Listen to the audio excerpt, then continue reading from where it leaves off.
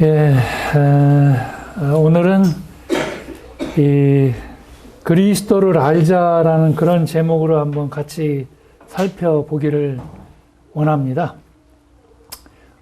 저번 시간에 하나님을 알자라는 그런 제목으로 한번 말씀을 드렸었는데요. 오늘은 이 그리스도를 알자. 그리스도라는 이 말의 뜻은 기름 부음 받은 자라고 그런 뜻이 있죠. 누군가를 선택해서 어떤 임무를 부여하기 위해서 그렇게 선택하고 기름을 부음으로써 그 사람이 어떤 일을 완수할 수 있도록 그런 임무 부여하는 그런 임무를 부여받은 사람을 이 그리스도라고 얘기를 예전에 그렇게 했는데 이제 이 성경 시대가 와서는 특별하게 우리 예수님을 이 그리스도라고 그렇게 한정적으로 얘기하기 시작했습니다. 이 그리스도라는 것은 헬라어죠. 동일하게 이 메시아라는 말도 많이 나오는데 이 메시아는 같은 뜻의 이 히브리어입니다. 그리스도를 알자 했는데 이 요한복음 17장 2, 3절을 보게 되면 이런 말씀이 있습니다. 아버지께서 아들에게 주신 모든 자에게 영생을 주게 하시려고 만민을 다스리는 권세를 아들에게 주셨음이로소이다.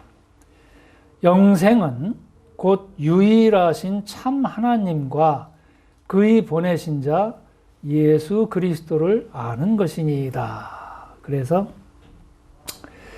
이 아들에게 그리스도죠.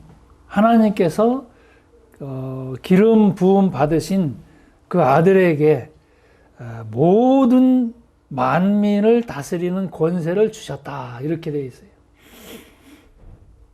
이 그리스도에게 모든 만민을 다스릴 수 있는 그러한 권세를 주셨습니다. 왜 주셨느냐? 영생을 주게 하시려고. 영생, 영원한 생명입니다.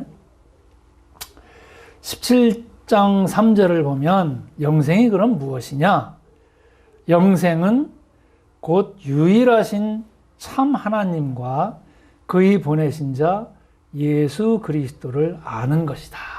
그래서 이 참 하나님을 알아야 되고 또 하나님께서 보내신 그 예수 그리스도를 아는 것이 영원한 생명을 가지는 것이다. 이렇게 말씀하고 계십니다. 여기서 안다는 것은 사귐을 가지고 친밀한 관계를 맺는 것이죠. 그냥 어떤 인터넷이나 책이나 어떤 소문을 듣고 그 사람에 대해서 정보를 입수한다고 해서 그것이 이 구절에서 얘기하는 아는 것하고는 조금 다른 거죠.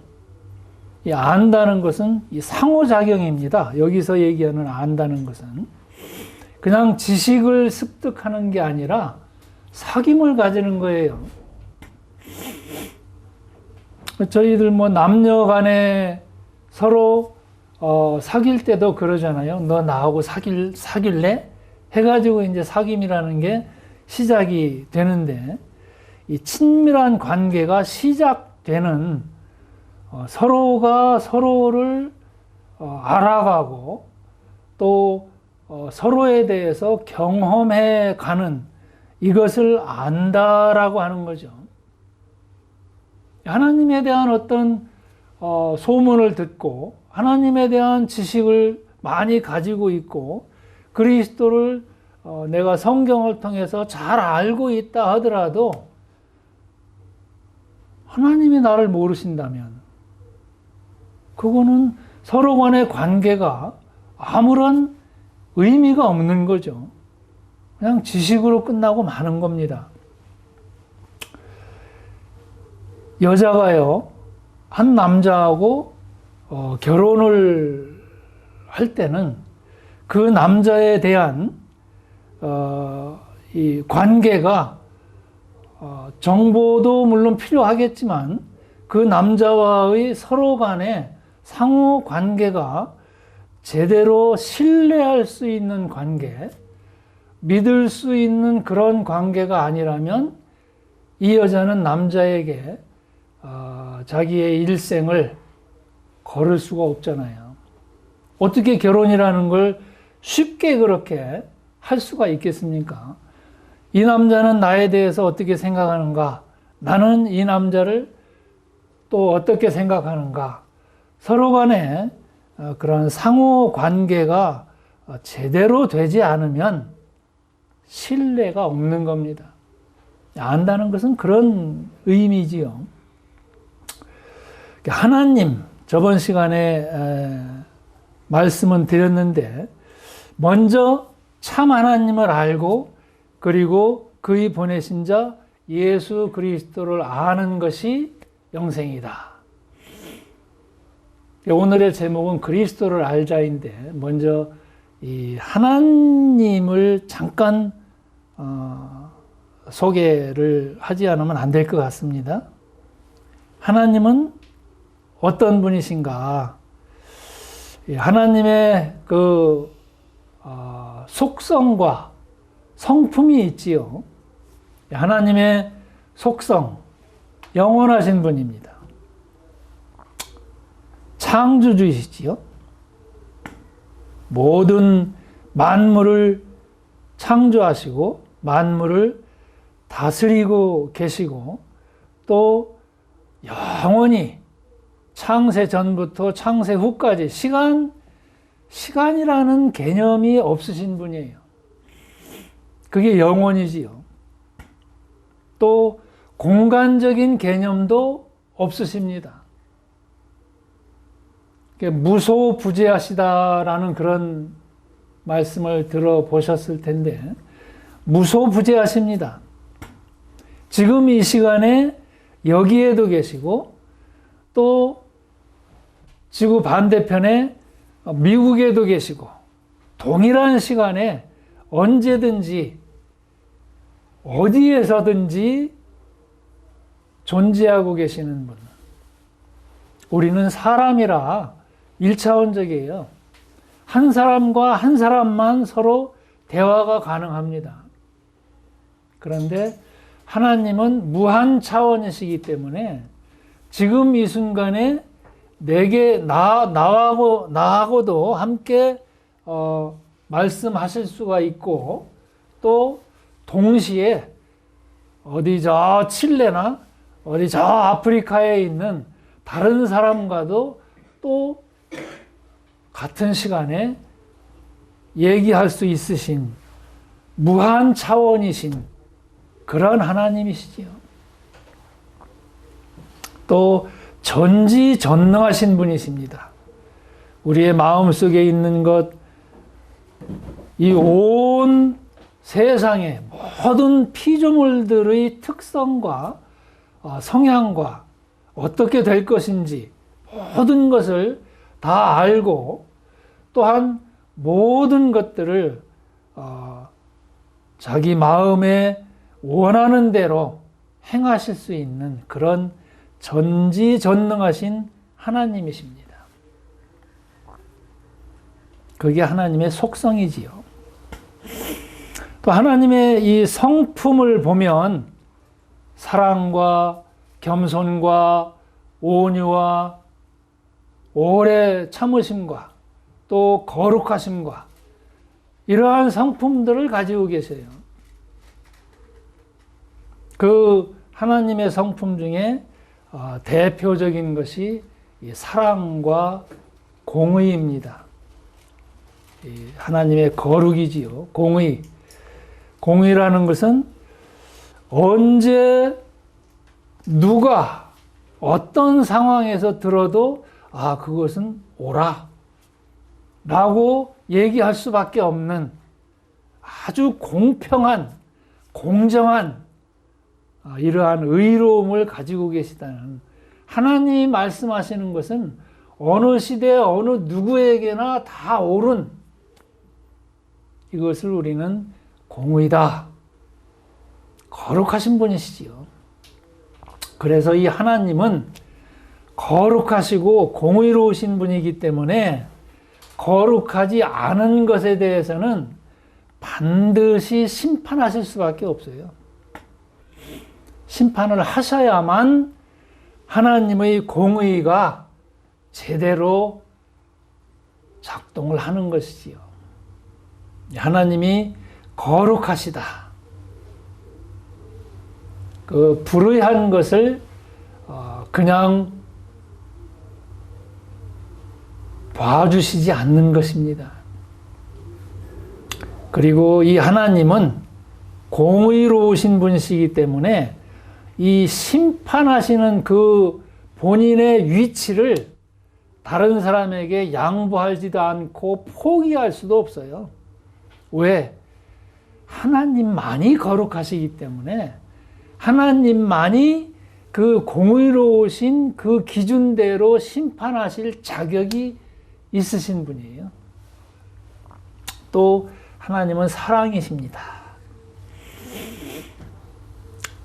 한없이 베풀어 주시는 그러한 사랑을 가지고 계신 분이지요. 저희가 뭐 사랑이라고 그러면은 다 알고 느끼고 있는 그러한 일들입니다. 그런 하나님의 성품에 대해서, 또 하나님께서 우리에게 베풀어 주시는 그 사랑과 은혜에 대해서 어떻게 우리가 반응을 하느냐. 그저 하나님은 뭐 이런 거룩하지 못한 일에 대해서, 죄에 대해서 즉각적인 어떤 반응이 안 나타나니까 하나님이 계신 건지 안 계신 건지 거기에 대해서 제대로 알지 못하기 때문에 우리가 담대하게 죄를 그렇게 쉽게 짓고 있는데, 이 하나님은 반드시 심판하시는 그러한 하나님이십니다. 그 오래 참으시고 계시는 이 하나님의 자비와 사랑을 무시한다든지 쉽게 생각해서는 참 큰 일납니다. 그 하나님의 사랑, 너무 사랑만 치우치게 되면 나약하게 보이는 거죠. 또 너무 이 공의만 주장하게 되면 뭐 폭군처럼 보여요. 독재자처럼. 그래서 이 하나님의 대표적인 속성인 사랑과 공의를 어떻게 조화롭게 균형을 맞춰서 하나님이 하나님다움을 나타내실 것인가. 이것을 오늘 그리스도를 알자라는 그 제목을 가지고 한번 살펴보기를 원하는 것입니다. 그 전에 그렇다면 과연 하나님 앞에서 우리 사람은 어떤 존재인가? 지금 우리가 하나님 앞의, 하나님의 그 공의 앞에 과연 그대로 나타날 그런 존재들인가 살펴봐야지만 이 그리스도가 왜 필요한가를 알 수 있을 것입니다. 우리 사람은요, 창세기 그 3장에서 보시면 알겠지만 사탄의 미혹으로 사람의 섬기는 주인이 하나님이 아니라 사탄으로 바뀌었습니다. 주인이 바뀌었어요. 처음에는 하나님께서 자기 아들들이 되게 하셔서 하나님의 사랑하는 대상으로 사람을 그렇게 만드신 거죠. 그런데 거기에 이 사탄이 사람을 미혹해서 하나님과 분리시켰습니다. 뱀을 이용해서 정말로 하나님이 선악과를 영생하는 그 영생나무를 먹지 말라고 하시되 하고 그렇게 미혹이 시작되어서 결국은 사람으로 하여금 그 사탄의 말을 듣고 사탄의 꼬임에 유혹이 되어서 그 선악과를 따먹도록 그렇게 만들었죠. 선악과를 따먹었다는 얘기는 그 선과 악의 기준을 정하는 그 심판주 하나님의 그 위치를 넘보겠다라는 그런 의미이지요. 선과 악에 대한 기준을 내가 한번 정해보겠다 라고 그런 이 오만한 생각으로 그 사랑이 많으신 하나님의 위치를 넘보고 그 하나님을 반역하고 대적한 겁니다. 그래서 그 사탄의 말을 들음으로 해서 주인이 바뀌어버렸어요. 그리고 사탄은 이 세상 가치를 따라서 우리를 지배하기 시작했습니다. 세상 원리를 따라서 우리를 살도록 그렇게 해서 하나님께 돌아가지 못하고 어둠 속에 갇혀 있도록 우리를 그렇게 가두어 놓고 이 하나님과 우리 사이를 분리시켰습니다. 그래서 하나님과 사람 사이에 이 사탄이 딱 끊어버렸어요. 사람 사이를 끊고 자기를 딱 세운 겁니다. 이게 사탄이에요. 그래서 그 중간에 막힌 그 사탄으로 인해서 사람은 하나님을 볼 수가 없어요. 사탄을 먼저 보게 되어 있습니다. 이게 하나님과 우리 사람이 분리되어 있는 끊어져 버린 생명, 하나님으로부터 나오는 그 생명의 공급선이 딱 끊어졌습니다. 그게 우리 사람이에요. 그래서 영원한 생명이라는 것은 없습니다. 현재의 우리로서는. 죄가 우리를 하나님과 분리시켰는데 이 죄라는 것은 하나님을 반역하도록 만드는 모든 것들이지요. 죄의 대가는 사망입니다. 우리의 몸, 육적으로 또 우리의 영적으로 하나님과 우리 사이의 관계를 형성시켜 줄 수 있는 우리가 하나님을 볼 수 있는 그 영적인 이 시각을 그냥 분리시켜 놓고 영적으로도 죽도록 하나님으로부터 내려오는 생명의 공급선을 끊어버린 거지요. 육적 죽음은 몸과 영의 분리입니다. 또 영적인 죽음이라는 것은 하나님과의 분리입니다. 사람은 두 번 죽게 되어 있습니다. 몸이 죽고 또 영이 죽고. 성경은 우리 사람의 이 무능력함,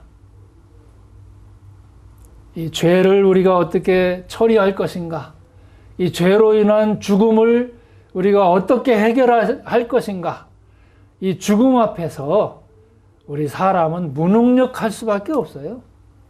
이 죽음을 피해갈 수가 없는 것이고 이 죽음을 어떻게 해볼 수가 없습니다. 우리 사람은 반드시 죽게 돼 있는 거고 또 하나님의 이 심판 앞에서 우리 사람은 절망적인 상태입니다. 하나님께서 심판하실 때 어떻게 뭘 해볼 수가 없어요. 이 심판 앞에서는 반드시 우리는 하나님으로부터 이 심판을 피할 수가 없는 그런 존재들인 것을 알 수 있도록 이 성경이 기록이 되어 있는 겁니다. 그 성경이 1600년 동안에 기록이 됐죠.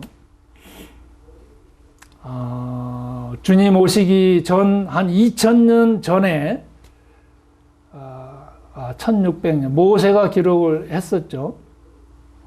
그때부터 그 아담의 이 출생 때부터 대략 한 4000년 정도 되는데 주님 오실 때까지 그 4000년이라는 기간 동안 또 주님 오시고 난 후 지금 2000년 도합 6000년이라는 기간 동안을 통해서 얼마나 우리 사람이 절망적인 그런 상태인가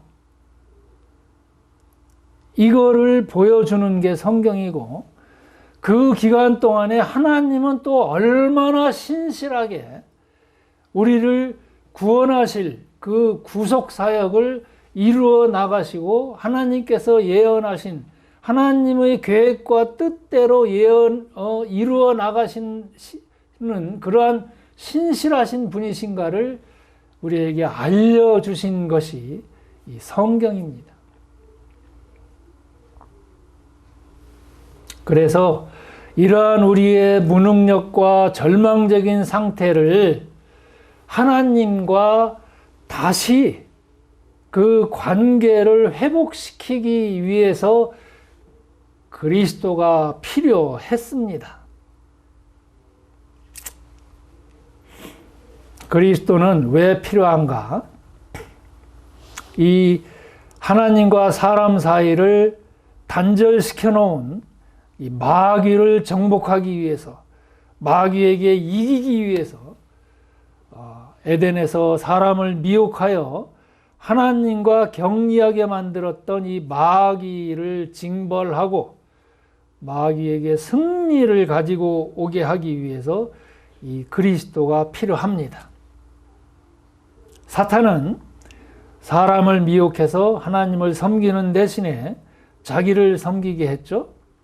이 사탄의 무기가 뭐냐면 바로 죄짓게 만들고 이 죄지은 사람을 이 죽게 만드는, 그래서 자기의 노예로 이 사망을 이용해서, 이 사망이라는 권세를 이용해서 사탄이 사람을 자기 노예로 만들어서 끌고 갑니다. 어디까지 끌고 가느냐? 지옥까지 끌고 가요. 지옥. 이게 사탄의 무기입니다. 그런데 사람이 하나님을 섬기도록 사망을 이길 생명을 부여하시는 일, 이것이 곧 하나님의 구원 사역입니다. 성경을 통해서 우리는 이 그리스도에 대한 약속을 볼 수가 있는데요. 창세기를 보면 창세기 3장 15절에 내가 너로 여자와 원수가 되게 하고 너희 후손도 여자의 후손과 원수가 되게 하리니 여자의 후손은 너희 머리를 상하게 할 것이요 너는 그의 발꿈치를 상하게 할 것이니라 하시고 해서 사람이 죄를 짓고 사탄의 유혹을 받아서 죄를 짓고 그 낙원 에덴에서 추방당할 때에 하나님께서 이렇게 약속을 하셨습니다. 이거는 뱀에게 하신 그 저주인데요. 내가 너로 여자와 원수가 되게 하고 너의 후손, 마귀지요. 너의 후손도 여자의 후손과 원수가 되게 하리니 여자의 후손은 내 머리를 상하게 할 것이다. 너는 그의 발꿈치를 상하게 할 것이다. 해서 여자의 후손을 약속을 했습니다. 여기에서 얘기하는 여자는 동정녀지요. 남자의 씨를 받지 않은 그 죄성을 가진 사람의 씨를 받지 않은 성령님의 씨를 받은 그 동정녀에게서 나실 그분, 그리스도, 약속한 구원자, 하나님께서 다시 회복시키기 위해서 준비해 놓으신 그분, 예수님인데요. 여자의 후손이 너와 원수가 되게 해서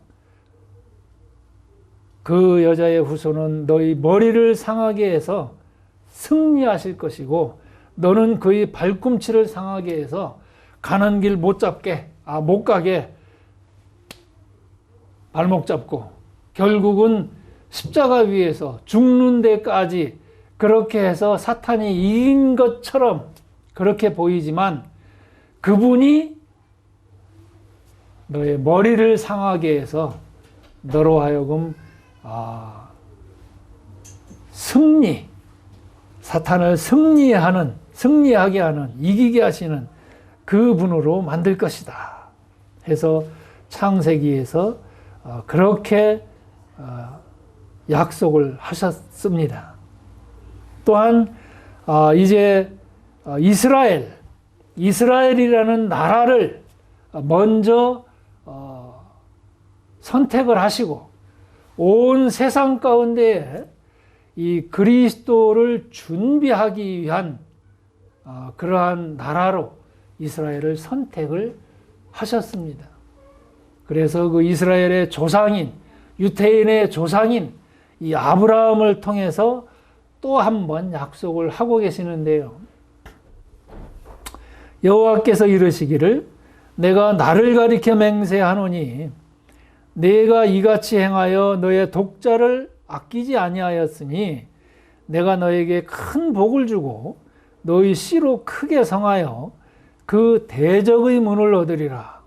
또 너희 씨로 말미암아 천하 만민이 복을 얻으리니 라고 유태인의 조상인 이 아브라함을 통해서 천하 만민이 복을 얻도록, 복이라고 그러면 우리는 대부분 잘 살고 풍요롭게 사는 그러한 부귀영화를 생각을 하지만 하나님께서 말씀하시는 이 복은 하나님과의 관계를 다시 회복하는 이게 복이지요.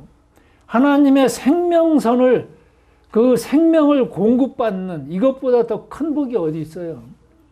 하나님의 자녀가 되는 복보다 더 큰 게 어디 있겠습니까?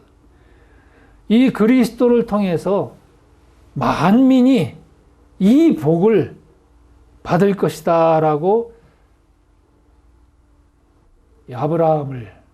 아브라함에게 그 약속을 하셨습니다.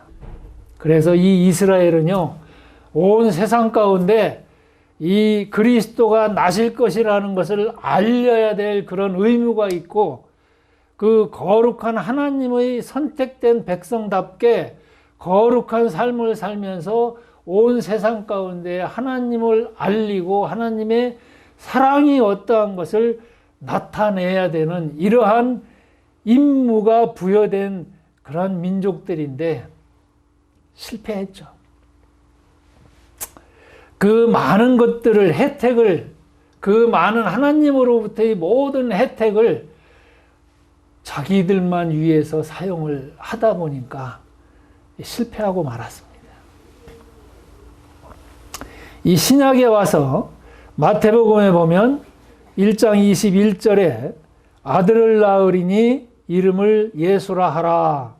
이는 그가 자기 백성을 저희 죄에서 구원하실 자이심이라 아니라 해서 이 죄로부터의 구원, 이 이름을 예수라 하라. 예수는 사람 이름입니다. 하나님의 이름은 여호와이고 예수는 사람 이름이에요. 그래서 사람으로 이 하나님께서 사람의 몸을 가지고 이 세상에 오시도록, 왜? 사람을 대표해야 되니까. 그래서 사람으로 오시도록 사람의 이름을 가지고 오셨어요. 이 사람의 이름이 예수입니다. 그가 자기 백성을 저희 죄에서 구원하실 것이다. 사도행전을 보면 그런즉 이스라엘 온 집이 정령할지니 너희가 십자가에 못 박은 이 예수를 하나님이 주와 그리스도가 되게 하셨느니라 하니라. 주라는 것은 주인이지요. 우리 생명의 주인이십니다. 우리 삶의 주인이십니다. 이 예수님을 그 우리의 주인과 또 그리스도, 구원자, 그리스도가 되게 하셨다. 그래서 이 그리스도의 자격을 잠깐 살펴보면 이 그리스도는 창조자여야 됩니다. 또 만물을 보존할 수 있는 통치자의 그러한 능력을 가지고 계셔야 됩니다. 또 그리스도는 이 마귀를 이기기 위해서는 이 부활하셔야만 됩니다. 마귀가 사용하는 게 죽음이기 때문에 이 죽음을 이길 수 있는 것보다 더 큰 그런 무기는 없잖아요. 그래서 주님은 부활하셔야만 됩니다. 또 성도를 보호하시고 인도하실 그런 능력이 있으셔야만 되는 거죠. 또 이 심판을 받지 않을 죄를 처리하실 수 있는 그런 능력을 가지고 계셔야 됩니다. 그래서 주님은, 그리스도는 신성과 인성을 다 가지고 계시지 않으면 안 되는데요. 이 완전한 하나님이셔야 되고 또 동시에 완전한 사람이셔야만 됩니다. 하나님을 대표할 수 있는 분이셔야 되고 또 사람도 대표할 수 있는 그런 분이셔야 되는 거죠. 그래서 골로새서에 보면 만물이 그에게 창조되되 하늘과 땅에서 보이는 것들과 보이지 않는 것들과 혹은 보좌들이나 주관들이나 정사들이나 권세들이나 만물이 다 그로 말미암고 그를 위하여 창조되었고 또한 그가 만물보다 먼저 계시고 만물이 그 안에 함께 섰느니라 라고 골로새서 1장 16, 17절에서 증거하고 있습니다. 그리스도께서, 이 예수님께서 곧 하나님이시다. 모든 하늘이나 땅에서 보이는 것들, 보이지 않는 것들, 뭐 어떤 귀신, 많은 신들이 있지만 이 모든 신들도 다 창조하신 분이다. 사실 신이라는 건 사실 하나님 외에는 없어요. 이 신은 사람을 창조했고 사람은 신을 만들었습니다. 그냥 뭐 많은 신들이 있지만 그거 다 사람이 그냥 만들어낸 거죠.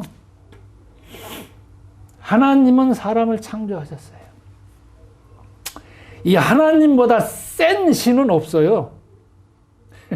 세상에 그렇게 많은 신이 있어도 하나님보다 센 신은 없습니다. 세상을 하나님께서 내가 태초에 세상을 창조하셨다라고 말씀하실 때는요, 거기에 대한 그 말에 대한 책임을 질 수 있어야 됩니다. 세상에 있는 어떤 신도 내가 세상을 창조했다라고 그렇게 얘기하는 신은 없어요. 왜? 그 말에 대한 책임을 못 지니까. 제일로 센 신이 하나님이에요. 하나님이십니다. 이 예수님은. 또 이 그리스도의 인성, 사람 되심, 완전한 사람 되심을 살펴보면 하나님에 의해서 선정된 분이시고 세상을 위한 구원자이십니다. 하나님의 사랑의 대상인 이 사람을 구하실 분이십니다. 그래서 하나님께서 에덴 추방 때부터 약속해 놓으신 그분이에요. 살펴봤듯이 여자의 후손, 또 아브라함의 씨, 다윗의 줄기에서 그렇게 나오시는 분이십니다. 그리스도께서 하신 일을 살펴보면 하나님 아버지를 나타내셨어요. 우리가 하나님을 바로 볼 수 없기 때문에 하나님께서 이 그리스도를 통해서 이 아버지께서 어떠한 분이신가를 나타낼 수 있도록 그 그리스도의 모든 성품이 곧 하나님의 성품입니다. 또 마귀의 일을 멸하셨죠. 또 죽음으로 세상의 모든 죄를 담당하시고 구원하셨습니다. 십자가 위에서 죽으셨어요. 그리고 부활하셨습니다. 또 승천하셔서 하나님 우편에 앉아 계시는데요. 그 우편에 앉아 계시면서 우리를 보호하시고 변호하고 계십니다. 제사장 직무를 하고 계시고 또 자신을 십자가 위에서 제물로 드려서 하나님의 진노를 누그러뜨리시고 화해하도록 만드신 이 중보자이십니다. 그리스도는요, 중보자예요. 중보자를 한번 살펴보실까요? 디모데전서를 보면 하나님은 한 분이시요 또 하나님과 사람 사이의 중보도 한 분이시니 곧 사람이신 그리스도 예수라. 이 중보라는 것은 하나님과 사람 사이의 갈등과 반목을 화해하도록 해서 서로의 관계를 회복시키는 그러한 역할이지요. 하나님과 사람 사이에 끼어있던 그 사탄 마귀를 이기시고 사탄 마귀를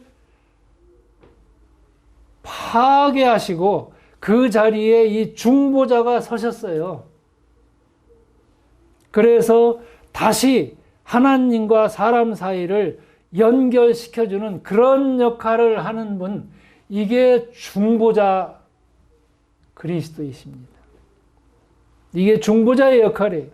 마귀가 있던 자리에 마귀를 깨뜨려 부수시고 그 자리에 그리스도께서 서셨습니다. 그래서 하나님과 사람 사이를 화해하도록 만드시고 자기 몸을 제물로 드리심으로 해서 이제 다시 죄로 인한 심판이 없도록 그냥 고속도로를 만드신 그 길이신 그분 그리스도이십니다. 그분이 중보자로서 그렇게 일을 하셨고 그 그리스도를 우리가 마음 가운데 영접하면 우리는 그 길을 통과해서 바로 하나님과 연결할 수 있는 그런 자격을 가지게 됩니다. 하나님의 자녀가 되는 겁니다. 그 그리스도를 마음에 영접하시고 하나님과 바로 직접적으로 그렇게 서로 관계가 회복되도록 이 시간에 그러한 놀라운 일이 있기를 기도를 드립니다. 감사합니다. 여기까지 하겠습니다.